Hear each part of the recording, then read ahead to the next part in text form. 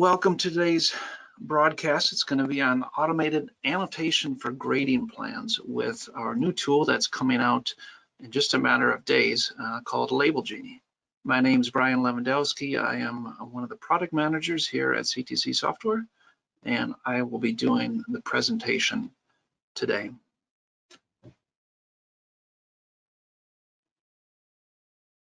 So let's talk a little bit about labeling grading plans today, grading sheets today. What does this look like? I think we all can agree it's quite time consuming, right? There's a lot of information to be calling out and so forth. Talking about spot labels or slope labels, it's basically a pick and click for every single label on every sheet, on every drawing that you want to do.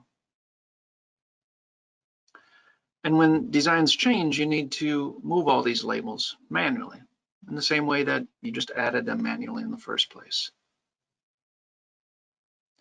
And so what Label Genie is, it has a lot of different applications, but our focus today is going to be on grading plans. It allows you to label multiple drawings at the same time through automation routines. And what I mean is we can insert hundreds and hundreds of labels at once based on criteria or a set of rules that we give the tool to add labels to our drawings. It works with AutoCAD labels and Civil 3D labels. And it works with all your standards. So all your styles, your layering, everything you have in your templates and your drawings. It works with that, of course.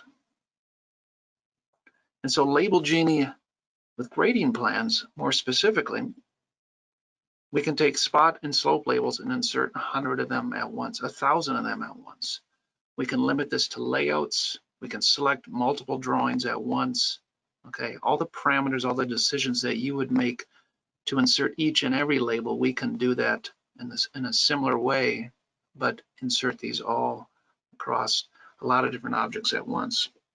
So generally, what do? You pick a surface for a spot label, and then you just pick wherever you want, where you want a spot elevation label. Same thing with a slope label, for example.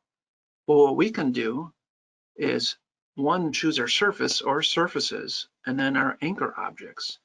For example, perhaps it's feature lines, maybe it's polylines. You want to insert spot elevation labels across all those polylines, but attached to a certain surface, or maybe feature lines or alignments, you name it.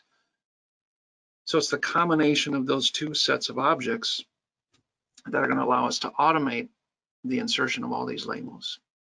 And then when things change, right, our layouts change. Obviously, if the surface elevation changes, the label will update. But what if the label needs to move because that lot line or that back of curb line has moved? We can refresh our labeling scenarios in Label Genie, and everything will respond accordingly. Everything will move. So let's jump into Civil 3D. Take a look at this a little bit. I've got a couple different scenarios. One's more of a commercial site setup. Another one's like a subdivision layout, but the concept is the same. Whether you design landfills or airports or railroads or municipal roadways, you're working with surfaces. You've got spot and slope labels on them that you want to add. And you've got all kinds of other geometry that will dictate where those labels should go. So if we take something like this, in this case, I've got a surface here, and then I've got some polyline geometry representing my curve. Now, it could be feature lines, could be any number of things. Label Genie will work with that. And what I want to do is insert a bunch of spot elevations. Add perhaps back a curb or flow line, depending on what your standard is. And what would I normally do? I would pick my surface, come up here and grab spot elevations, and I just start picking where I want to label, right? On and on and on. And then when something changes or moves, I've got to move those labels, right? Same thing with slope labels. Well, this is the point of Label Genie. So much of this annotation you guys do, you spend hours or days on it. They're fairly simple routines. And so that's what we're automating with Label Genie. So let's go ahead and do this. We'll run a number of different scenarios here. So let's launch Label Genie. And some of you guys have seen this. We've been doing a couple broadcasts on Label Genie, some kind of general overview. Today's focus is on grading label types specifically. So I'm working with my current drawing here. And then over here, I've got options for my label type. I've got it set to surface spot. My anchor object will be polylines, but we could attach it in this build here. I can do polylines, feature lines, or alignments. But what polylines do I want to attach to? Okay, I don't want it for every single polyline. I want it just for the polylines, let's say the gutter, or rather the back of curb. Okay, so these lines here are on a layer underscore back of curb. So I can plug that in so that it labels only that geometry. So I'll come back in here and I've got a filter here. And I can do this in a lot of different ways, in fact. Depending on the anchor object, I could reference them by style, by object name, by site, you name it. I'm going to use layer in this case. So back curb. And right in here, I can click this check button. It's going to tell me, okay, I'm finding 6 objects that match that criteria. Hit OK. And then what is my anchor point? Now for polylines, I've got the origin, the centroid, or vertices. We're going to choose vertices because we want to pick up all these little bends and everything like that. If I click into the vertices ellipsis, I get all of the vertices I could choose from. I basically want all of those PCs, PTs, you name it. I don't need midpoints of the curves or the lines, but we could certainly add that. Now, some of you might be thinking, well, Brian, what about high points and low points? Okay, well, this is a polyline scenario, so there's no elevation to those. But when I show you how this works with feature lines in a few minutes, you'll see that we'll have the option for high points and low points as well.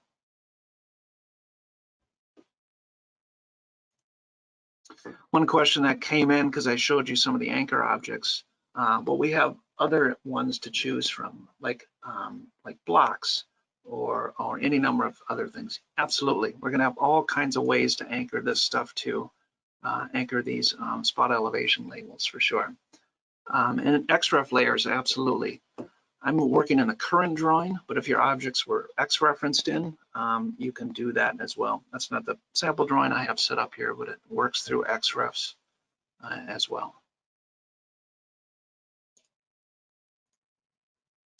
And then my required object, so this is like an anchor object as well. Because it's a surface spot, it has to anchor to a surface. Where it gets set its X and Y values, that comes from this anchor object, but its Z value, its elevation obviously, comes from a surface. And what it will do, what Label Genie will automatically do, is it'll just attach to whatever surface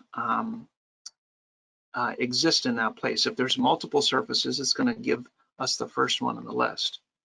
So in this way, you could have, if polylines are branching across multiple surfaces and you want to label all of them at once,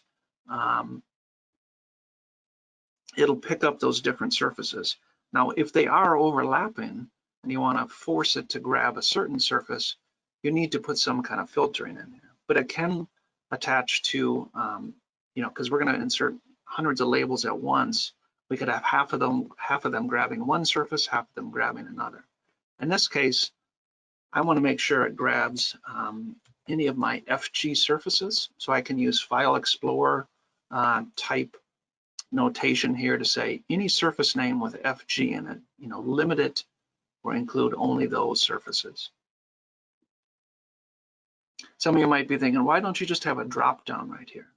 Okay, this is a pretty simple scenario. I'm talking about labeling in just this one drawing. But what if you're labeling across multiple drawings? Okay, then it gets a bit more complex. The naming of those surfaces might vary, and so you can use filtering to include or exclude certain surfaces by name, by layer, you name it. I go to the formatting tab here, and for spot labels, I'm mostly concerned with these settings down here, which is my Civil 3D style for the label itself, and then what the marker will be. And then I've got some options here. So let's leave that for default right now. I'm going to click add, and we'll see all those labels come in. Let me bump my scale up a little bit here. And all the spot elevation labels come in.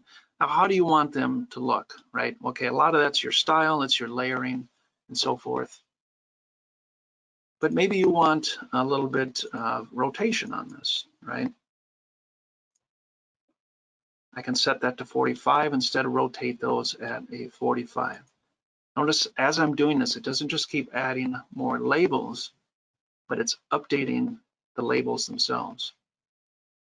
Maybe we want to keep that 45 and we want to offset a little bit. Now, if you offset things, it's going to put it in a drag state.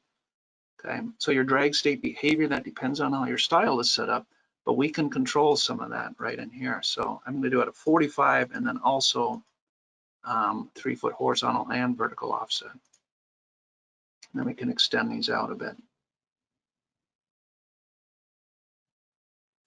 Now, Label Genie, right, it works by plugging in layers, different things like this to automate this stuff. You're still going to have to pick some of these labels and move them where you want. Okay, what we're attempting to do with Label Genie is to automate about 85% of your labeling. You're still going to want to make adjustments where you need to. But if we can do this across all your sheets and drawings at once, we can save a ton of time. Now let's say, well, it's not just my curve I want these labels applied to. I also want it, I'm going to call out the top of my pond. Okay, so I can come back in here and right here in the anchor object in the filtering, instead of just grabbing back a curve, I can put comma, and then I can grab the layer that my pond, that particular polyline is on. I can run a check. Before we had 6 objects, now I'm getting 7. Okay, now I could change this stuff or I can keep it the same. Let's go back to where we had it there. Now if I click add here, we'll get labels popping in on our pond as well, and so on and so forth, right? So we can actually build out these label scenarios based on layering in our drawings or styles in our drawings, you name it. There's a lot of different ways to reference, both through inclusion or exclusion, what to label in your drawing. We've been working through some of this saving stuff here, but okay, now I'm labeling the building up here. Okay, I think you get the idea, right? Really powerful how quickly we can insert these labels. And they are dynamic in that they're surface labels that are attached to the surface, but when I refresh that build, it responds to it, right? It doesn't just add more and more labels. You saw that when I added the 45-degree rotation. Well, what if something moves? Let me grab just a, let's move some of these polylines. Something changed in your design, right? The surface labels aren't going to move with it, but in here I can simply refresh this. I've got that same filtering set up in here. It's going to grab all those layers. I can run this again, and all those labels are going to move to where they should be. Okay. What if you put some manual labels in here, right? We said we're going to automate about 85% of this. What if I've got some of my own labels in here? Okay. Now what happens when I run Label Genie? Let's go and run it again.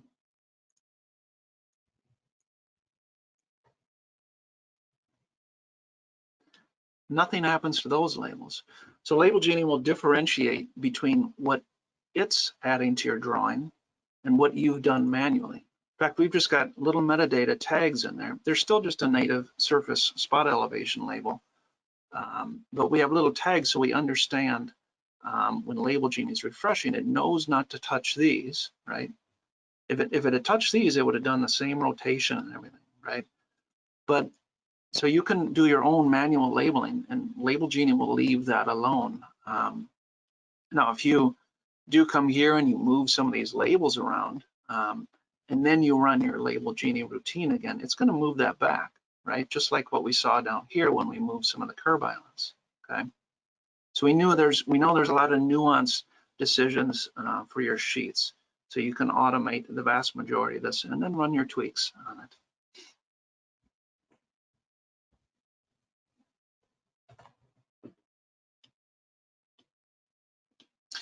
There's a comment, a question about where the labels are coming in. It was just a regen issue. Some of you might have seen the labels coming in below the line work.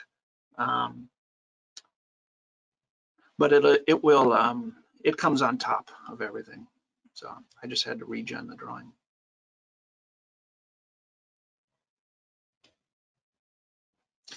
Let's move on. Let's do more labeling. Let's look at this scenario over here.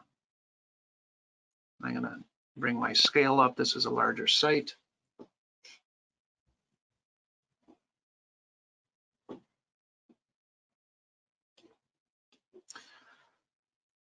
What we have here are some feature lines. We want to label feature lines here. I've got an alignment, so we're going to add some labels, attaching them to these anchor objects.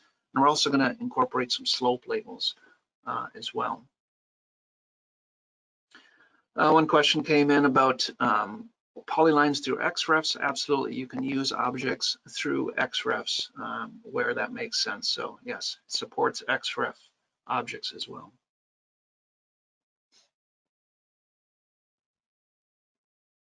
All right, let's move on. Let's call out some of these lots here.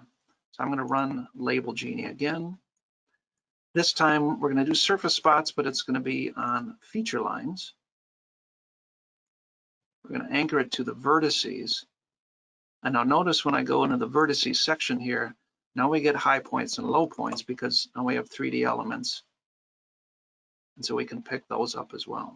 So those would be like your elevation points along your feature lines.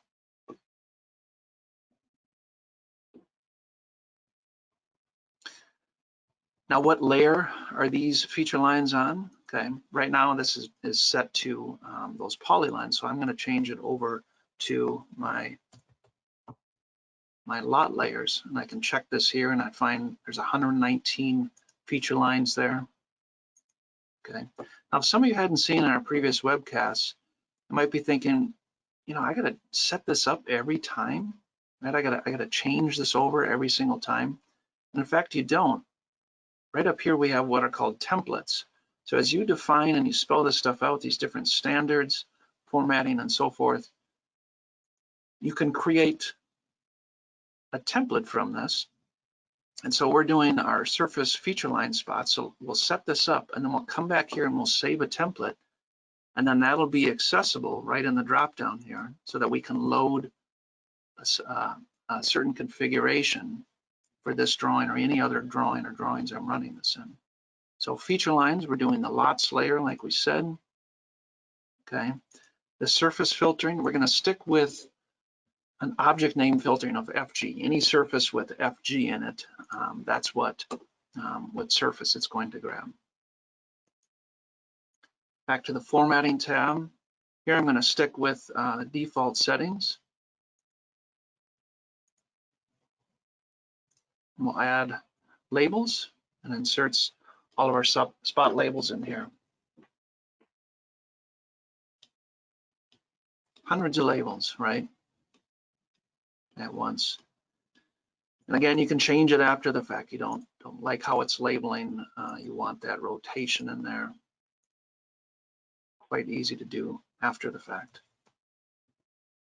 What about some of those slope labels? Let's do other surface label types. I can pick my slope labels. Actually, let's back up. Let's do more of the spots, but let's make sure we have the right-of-way lines. So there's actually a couple points along these that I want to make sure get picked up as well. Now, these are feature lines and they're on the underscore right-of-way layer. So I can just simply add that into my filter set, not just lots, but also right-of-way. Okay. I'm going to stick with that 45-degree rotation. And then at this point, I can now create a new file and save this out. And what it does is it saves a text-based LG file, and this will be spots on feature line blocks, for example, however you name it, okay? So you can build out a library of these templates that can be loaded. Now you don't have to stick with what the template is. You can load it and then make a tweak after the fact. Obviously, some things will vary from one project or drawing to the next, like the actual drawing names, and then what we'll get into in a little bit, which is the layout and viewport controls.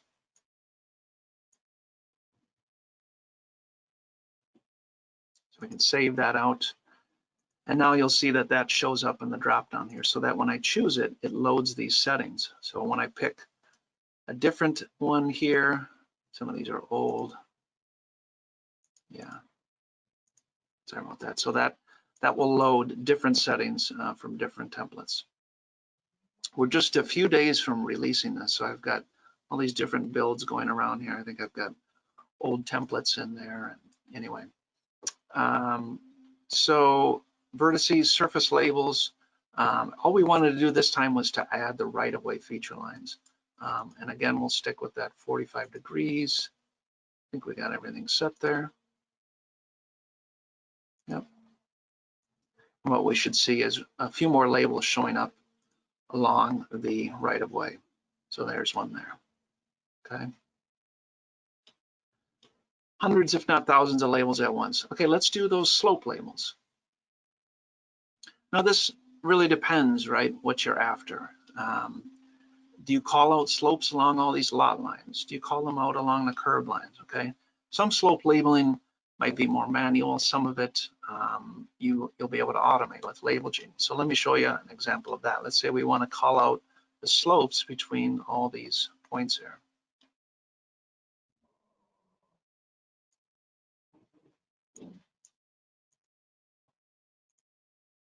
We'll do slope labels, and we've got surface slope 1 point or surface slope 2 point, okay? Now when I choose 1 point, notice the anchor options are origin, centroid, and vertices, okay? When I choose 2 point, I get segments, okay? 2 point requires the clicking of 2 points. It's defined by a vector, a direction, okay? 1 point, they're like a surface spot, and they just slope down the steepest face of the triangle or wherever the spot, or excuse me, the slope label is inserted. So I'm going to do, for this example, I'm going to do 2 point slope labels, and then we're going to do segments. And I can dive into here, and my object type is feature line, so all I have is line and curves.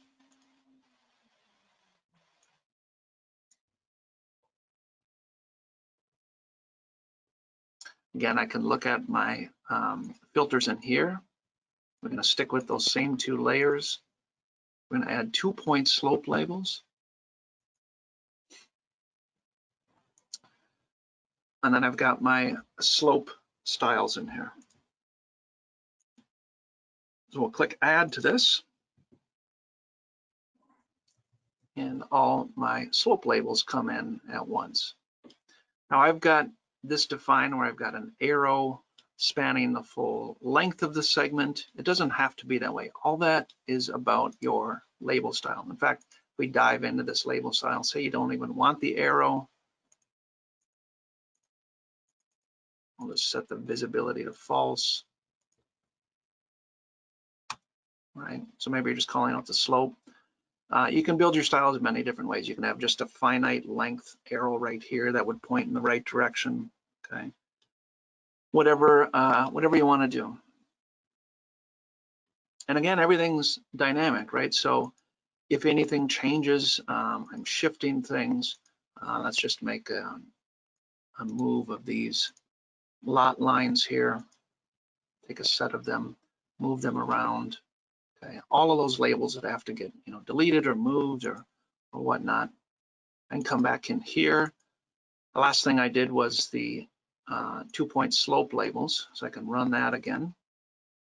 All those slope labels move, and then the surface spots. Go back to vertices on those.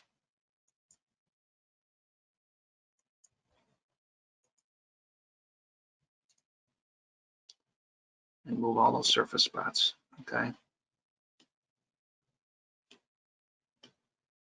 Let's add a few labels along the alignment here. I'll go through that fairly quickly, and then we'll do it. We'll put it in action with multiple layouts. Okay. So the alignment, maybe I just want to call out elevations along the PCs, PTs, PIs, that sort of thing. It's fairly straightforward.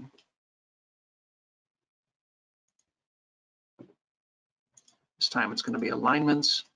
We're going to go along vertices, and I've got, again, those choices here.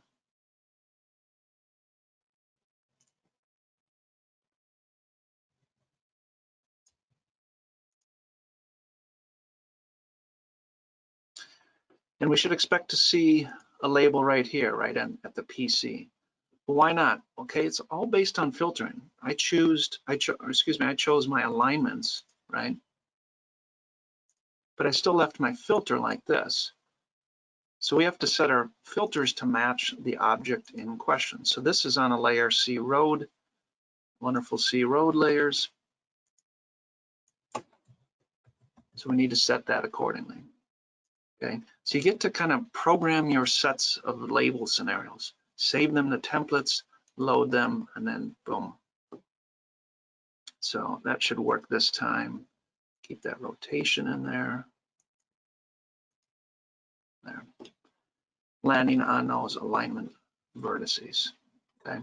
I don't have the profiles plugged in here right away, but we will be having it read, high points and low points and profiles, and then to insert a spot label at that location if that's something you would normally do.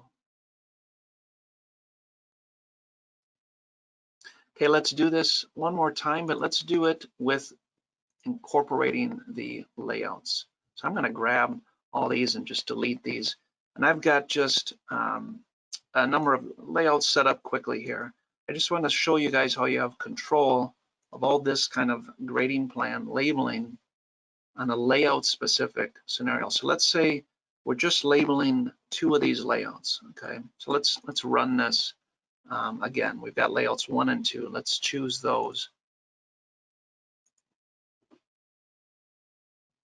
We're going to go back to our feature lines. We want to do right of way and lots again.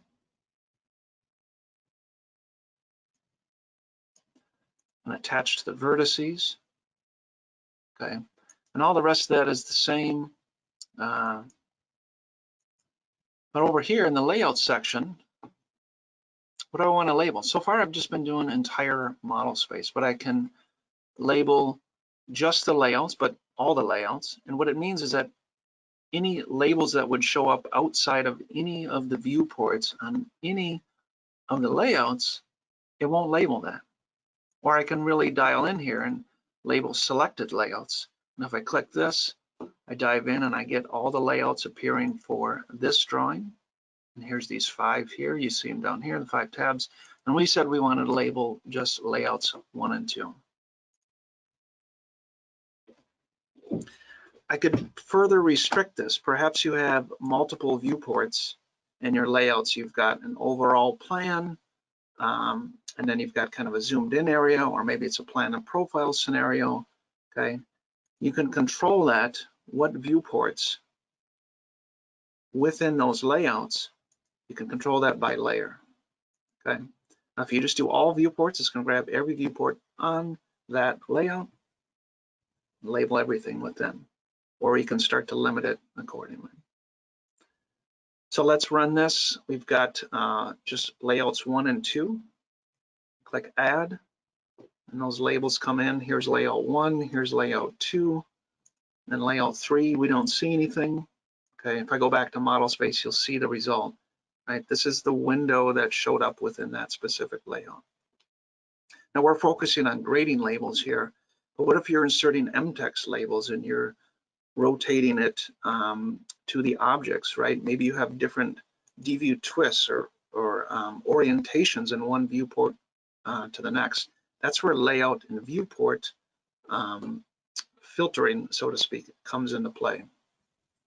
So we're going to be doing more of these webcasts. In fact, what if you've got 50 plan and profile sheets and they all have unique rotation?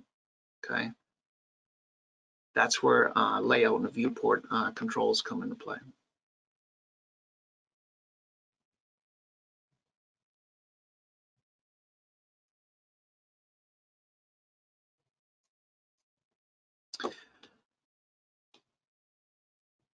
Notice there's other objects here. This is the same as that commercial site over here. I've got swales to label. I've got tops of ponds over here. It's just a matter of calling that stuff out any way you want. I've been doing layer, but we could be calling that out all by site or anything else we might want. Just show you that option again. So layer name, a very common one. Okay, we've got raw description, full description. This would come into play with points. Same with point groups. The object name, right? So that would come into play with a lot of Civil 3D objects. And then the object style itself, okay, if we're labeling hatches. And then of course, sites, things like alignments, feature lines, a variety of things that can belong to a site. You could reference things just by site as well. So everything I showed you here expands to including XREFs, as I mentioned. We can add additional drawings. I had shown some of that in some of our other webcasts. I had one really focused on labeling multiple drawings and multiple layouts all at once. Okay.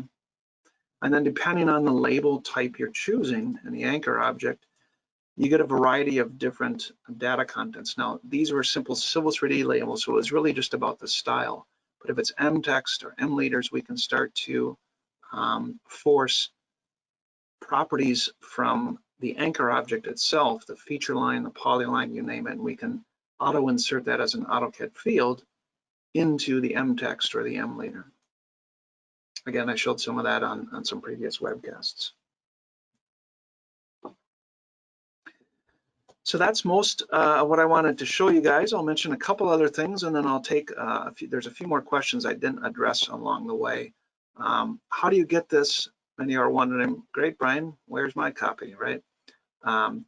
This is releasing soon. In fact, it's going to be just in the next few days. Our goal is to be by the end of this week, and it might just be early next week, just a matter of days, okay? It's part of the CIM Project Suite. You saw that I was using the CIM Project Suite ribbon. If you don't have the CIM Project Suite, it's a set of productivity tools, but if you do have it, just grab the new installer that is in the new release that we're going to put out in a few days. Run it, it'll update everything on your computer. If you don't own the CIM Project Suite, contact your reseller, ATG, SolidCAD, or if you're outside of the US or Canada, you can reach out to CTC Software directly. Have a good day, have a good week, and take care.